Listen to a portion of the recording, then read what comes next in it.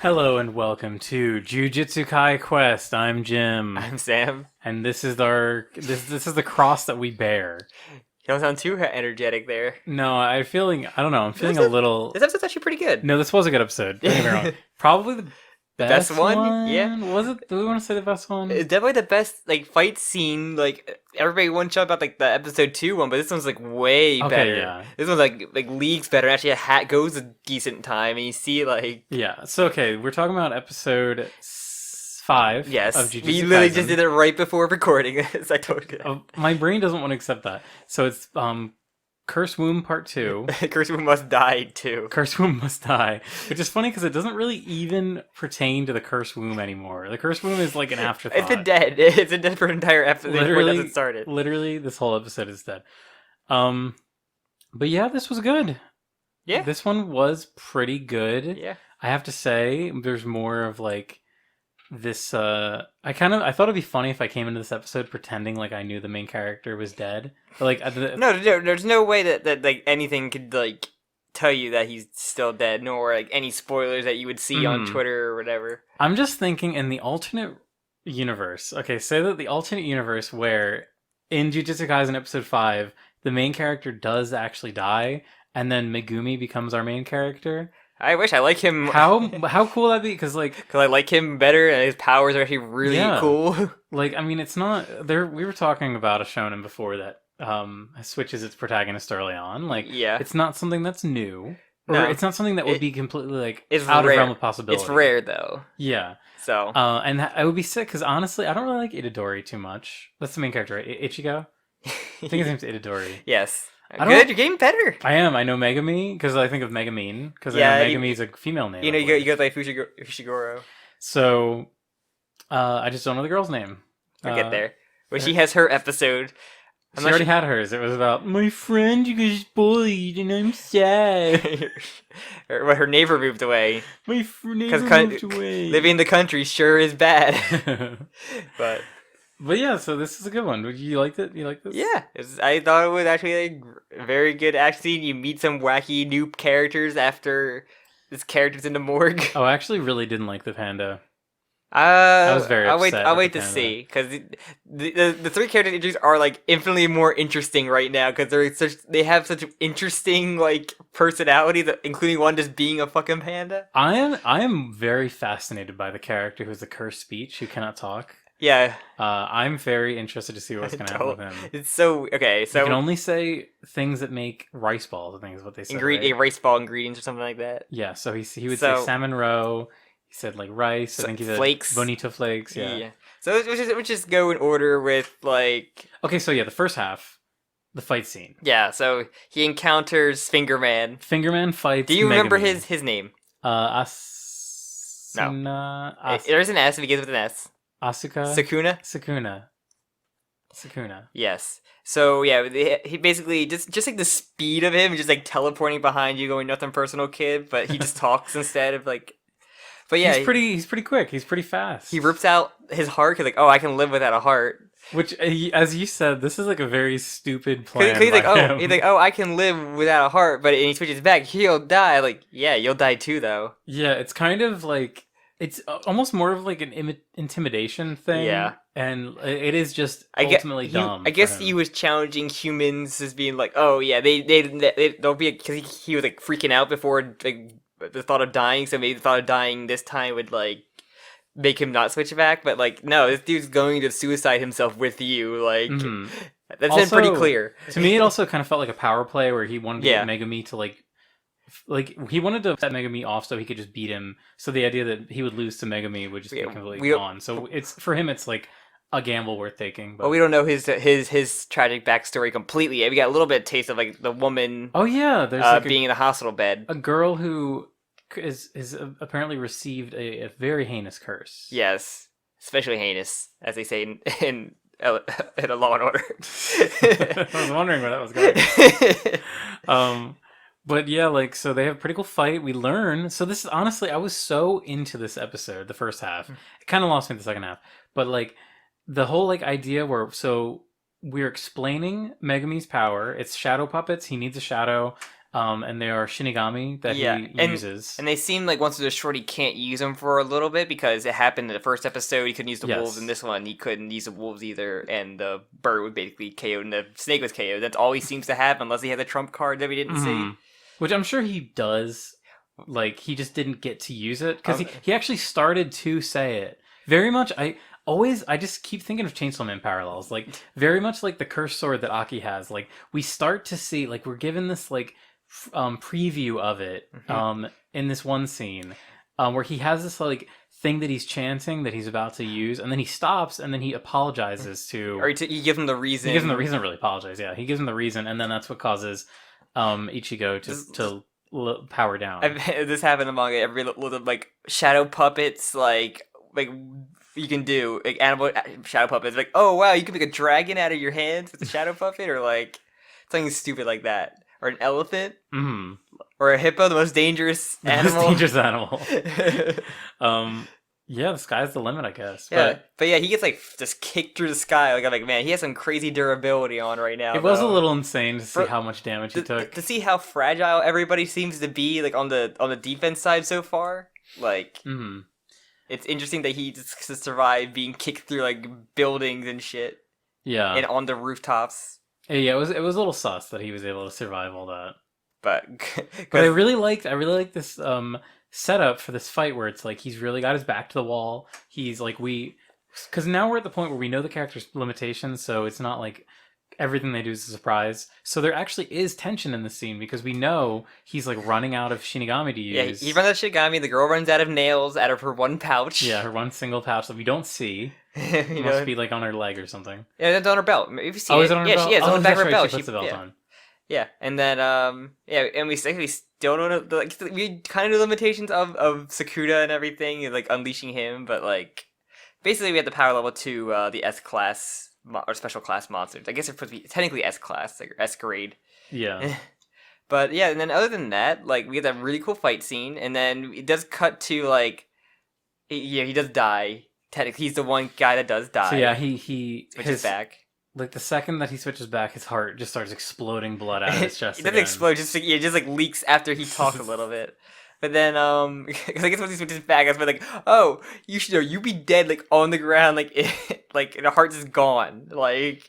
Yeah, it was really funny how, like, easy he was, like, keep talking before he just keeled over and died. Wait for the blood to come out, it'd be instantaneous, the blood pouring out. Yeah. But, so yeah, we also cut, like, I guess, the new bad guys. Oh, yeah. We there's 4 of them. Yeah, one's a human, obviously. So, yeah. The guy with the tattoo on his head. The only one that people acknowledge. Well, it looked like he had, like, a scar. It was a scar. It looked like a scar. It could have been a tattoo. Like he had brain surgery or something. Yeah, it could have been a tattoo. Could have been a scar. We don't know yet. We'll find out, I guess, on his evil origins. But so, he has volcano, head... Cyclops. Head curse, Cyclops curse guy. We had reverse speaking guy. And then we had, like... a big arm missing, I think. Then we had Lobster, Cthulhu. He was like Octopus. Octopus, Cthulhu looking motherfucker. And then, yeah, and they're just talking about Sukuna, and basically they're just to be the ones to say, oh, he's not really dead. And yeah, well, they also are the one, presumably, that fed the finger to the curse womb. Yes, they wanted to test out Sukuna and everything. Yeah, so, and yeah, that was the other thing, too. I was like, well, the characters barely pretend that the main character's dead in this episode. Like, especially the bad guys, they barely pretend. Yeah. And then we get the tease at the end. But, I don't know. I found myself really wanting to, like, focus on the main character dying because we have that one scene where the two squad of other main characters are, like, hanging with him, like, just, like, getting their emotions out, saying, like, damn, it's really fucked up. We barely knew him for, like, 2 weeks. I'm not sad or anything. Yeah, and the girl cries. But also in the more Gojo talks, talking about, like, how he had to, like, go against the council's wishes for the most part of, like, giving him a chance, and, like, he'd think, oh, maybe I'll just kill them all. Yeah, and it seemed like the council were the ones that made them do this mission. The shadowy council always seems to be the problem in everything. But they also bring up, so the bad guy squad brings up the fact that Gojo is, like, the strongest guy alive. Yes. Which is, like... Why? I think it's so weird to set the power level ceiling. Like, with I the mean, first guy that we see. We've seen him able to combat Sukuna in like the episode, even though he was on like a time limit. Like we see him able to combat him. So it's just weird to me that they're like, this guy is the strongest jujutsu sorcerer. what I'm worried about is when you have a character like that just being the best, is like how do you write him out of not just winning the fight for everybody? My prediction is that they won't. They won't. He will just win all the fights that he's in, and people, because he's a fan favorite, Saitama he's just gonna show up effect all the time. kind of thing, but like kind of. But Saitama's got like a whole like character. Yes, that's like part of him winning all the time is like so deep to his character. But just like it's more so. I'm not talking about the characters, more so just like when he shows up, they're just gonna win kind of thing. Yeah, whereas Gojo is just like a happy-go-lucky guy who is also just the strongest. Yeah, just getting his like kind of point of view though, just being like him giving them a chance, kind of going against the Shadow Council is interesting. But then we also introduced to the the Kyoto Sister School, right? Is that what they said? What? The squad. They're like, didn't they say they were part of the Kyoto Sister School? So they mentioned something about a Kyoto Sister School. I was talking about the interest, like the one like nurse, like or like the mortician. Oh yeah, no. Also like was gonna like cut him up. So yeah, I wonder what they meant by that. Like, I wonder if she's going to like Frankenstein him together like a new heart or something. I don't know. She just seems like just wants to cut up every kind of curse or demon or. She's got like the heavy eyeshadow. She looks like one of those like I'm too tired for anything characters. Yes. I just don't really like the character design aesthetics of the show. Let's talk about the upperclassmen that we also get introduced to while the characters are like mourning. I think her name is Saki. For what, the nurse or no the upperclassmen. Okay, so we have Maki. Maki is the chick with the cursed sword. Yeah. Or the cursed weapon. We don't know. We haven't 100% seen it yet. So, well, we know they say that she's his cursed tools. Yes. They use the word tools, not weapon. It looks like a kendo. Yeah, it would hold a sword. Like a kendo sword.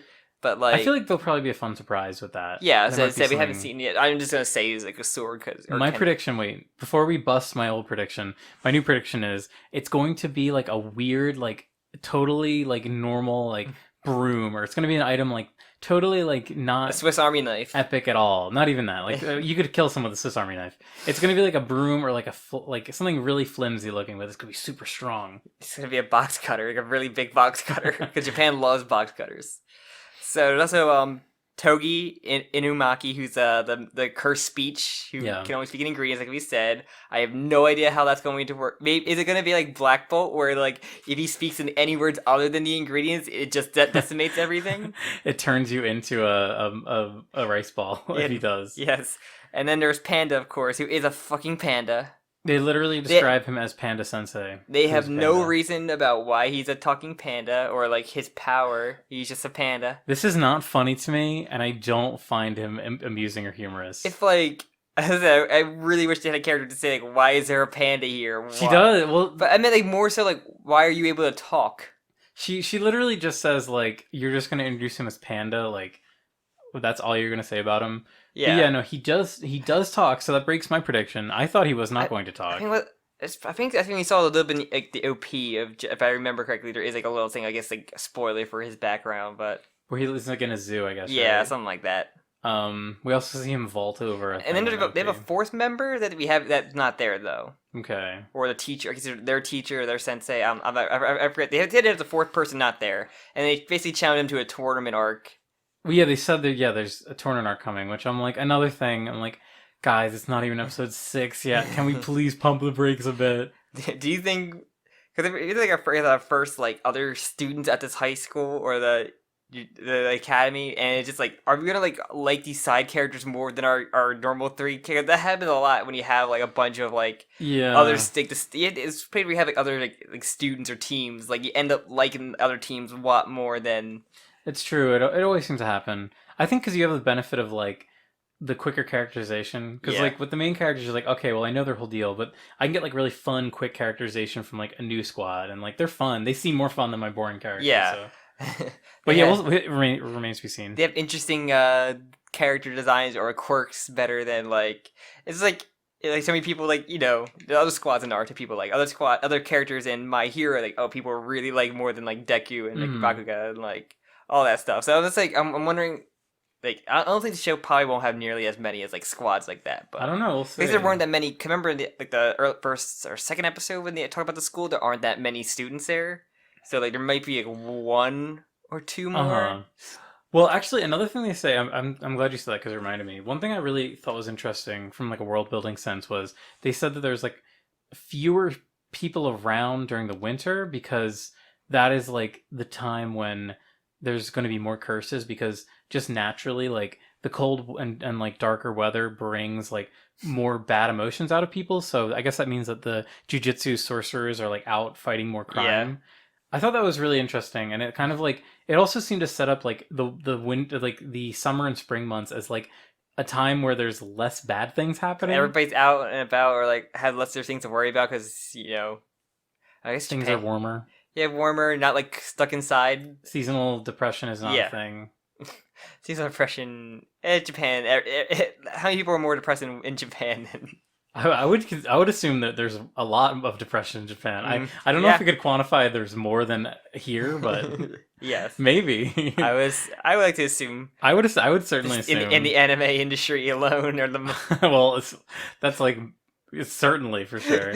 But I would say that there's a lot of cultural stressors, I guess, Yeah. things that would apply a lot of stress. But what you said, like about Chainsaw Man, like this seems to be going the route of like having like a curse related to something, and that just kind of being the gimmick. Yeah. But instead of like actually transforming into that, it's just gonna be like the weapon or tool or however the curse speech is going to work. Very interested to see what happens with the curse speech thing. Is it gonna be like Zatanna who speaks like backwards and does spells when she speaks? Is it gonna be Maybe.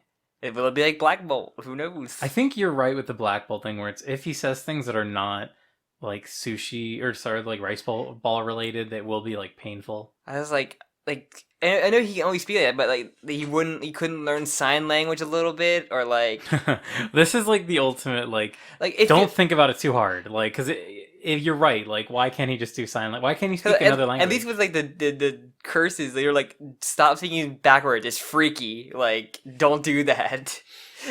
And we can barely understand you. But like yeah, with him, I feel like it's just like at that point, like I'm not sure what age you develop a curse, or like you just get it at some like I'm not sure because I'm not sure how you were either born with something or curses are so weirdly vaguely defined in this right series. now, at least right now anyway. Yeah, and like it is an issue. Like I really wish they explained because so we have the whole idea that our main girl has like these she uses like these cursed nails. Is the hammer that cursed, or it's the nails that are cursed? This is my question. Like, is she just manipulating quote unquote curse energy? That's a cursed tool. Yeah, I guess it's a tool, but like, because what my prediction is based on the whole thing. Because remember in last episode, Itamaru, what is the name? Itadora lost his hand, and then Fingerman used curse energy to regrow it. Yeah. And he seemed to imply that this is something that humans can do. Like humans can use curse energy to like regenerate organs. So does that mean that my prediction is we're going to shift into a power system where it is like similar to how Nen is like, or like Ki in Dragon Ball, whatever. It's like the thing, like your aura. It's curse energy. Like, your energy. Yeah. Curse energy is how you like manipulate powers and do things. Maybe that's how you stop the impact of being thrown through buildings. Yeah. You put on your curse energy. He does have his blue aura when he powers up and then just powers down to talk to him. Like he did, yeah, he did have like an aura on him, but he didn't when he was getting punched through like 15 buildings. So I don't know. I'm not the expert here. I am. We're only 5 episodes deep. But yeah, it's definitely getting better. Yeah. I still have my criticisms. Yeah. So waiting on to expand on the whole curse thing more. So. Yeah. So yeah, we're predictions. He's talking to him in his heart hole. So we'll see where that goes. Him getting revived, and then he got revived just in time for a tournament arc. Will he still have the hole there as like a scar? Ooh, I think so. I think he will. I think he'll have a big scar. Will he not have a heart and just have a hole in his chest? I think he'll. I don't know. Maybe you might be right. I think he'll definitely have the big scar though. Did anybody actually pick up his heart that was left on the ground? I was thinking that. I was wondering if they had one of like the other people that works there. Will someone eat the heart? Fetch the heart. Yeah. Honestly, I don't know why they wouldn't. Because like I said, his body is like certain simulator where you just drop it in there and it probably just like regenerate. Because his body is like so changed by the curse thing. I don't see why they wouldn't want to recover the heart and see if they can't like Or see if it's not like cursified. They're just insulted by his abs, just like sitting there. You're like, dude, you're like 15. How do you have abs this big? It's like a 20-pack. So, anything else then you want to talk about this episode? That's really it. It was good. Yeah. You change your thumbnails up from being like all like, is it bad, to like getting better. All right, pretty good. Pretty good, yeah. I'm still gonna do the thing where I like make the faces really obnoxious and annoying. God, it's very funny to I me. hate it. All right.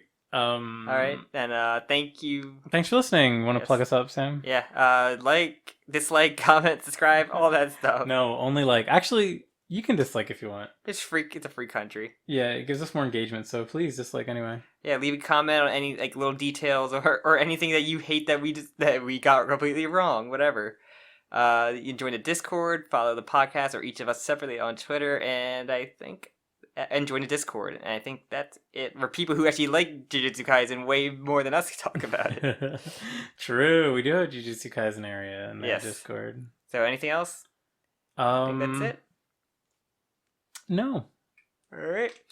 Sam's already yawning. This is a bad sign. We have a bunch more to record today. I'm sorry. I just ate so much and I'm just kidding me now. Oh, Sam. All right. Goodbye, everyone. Bye.